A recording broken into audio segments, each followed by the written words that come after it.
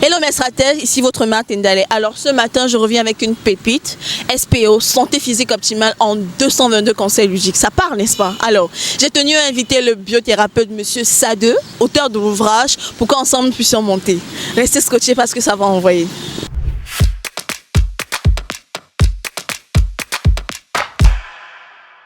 Alors, Monsieur Sade, en parlant SPO en 222 conseils logiques, j'ai relevé quelques points essentiels. Notamment, la plupart des gens ne comprennent pas grand-chose de la maladie, vraiment pas. Si c'était le cas, il n'y aurait pas autant de maladies chroniques conduisant à des décès de plus en plus précoces. Pourquoi? Madame Menale, vous pensez vraiment que ceux qui souffrent de diabète savent réellement de quoi ils souffrent? Ceux qui souffrent d'insuffisance rénale, ceux qui souffrent de maladies chroniques, de maladies respiratoires, vous pensez vraiment qu'ils savent de quoi ils souffrent?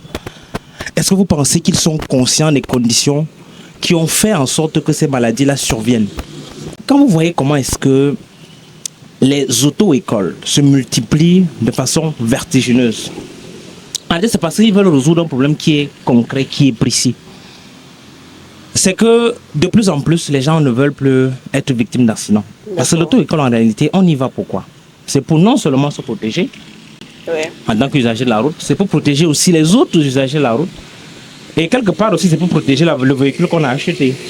C'est pour ça qu'on va à l'auto-école. Et dans les pays où il n'y a pas de problème de route, où on s'assure véritablement que ceux qui vont entrer dans la voiture sont dans un certain nombre de conditions, il y a de moins en moins d'accidents. Pour dire les choses clairement, les probabilités des accidents sont pratiquement annulées. Prenons le cas d'un accident que beaucoup de gens connaissent. C'est une maladie, l'AVC. Parce qu'on le sait tous, c'est l'AVC, c'était un accident vasculaire cérébral. Mais ce qui m'intéresse le plus, c'est le mot accident. Parce que dire qu'on est victime d'un accident, ça veut dire que si on avait pris un ensemble de mesures, cela n'adviendrait pas. Ça veut dire qu'une heure de temps avant que quelqu'un ne fasse l'AVC, il ne savait pas qu'il le ferait.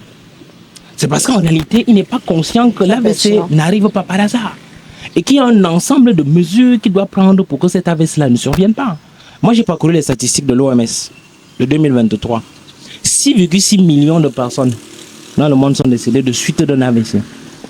Ça veut dire concrètement qu'il y a eu 6,6 millions de cercueils qu'on a confectionnés pour enterrer 6,6 millions de personnes décédées de quelque chose qu'ils pouvaient prévenir. Donc c'est cette méconnaissance-là, c'est cette ignorance au sujet de ce qu'est la maladie qui font que malheureusement les gens décèdent précocement. Je n'ai même pas envie de dire que les gens décèdent de maladie. Ils décèdent en réalité d'ignorance. Parce que s'ils savaient ce que c'est que la maladie, ils sauraient prendre des mesures en amont pour que cela n'advienne pas. Et s'ils prennent des mesures, bien évidemment, il n'y a pas de maladie. Et le monde, je crois, se porterait mieux. D'accord, très bien assisté, Monsieur Sade.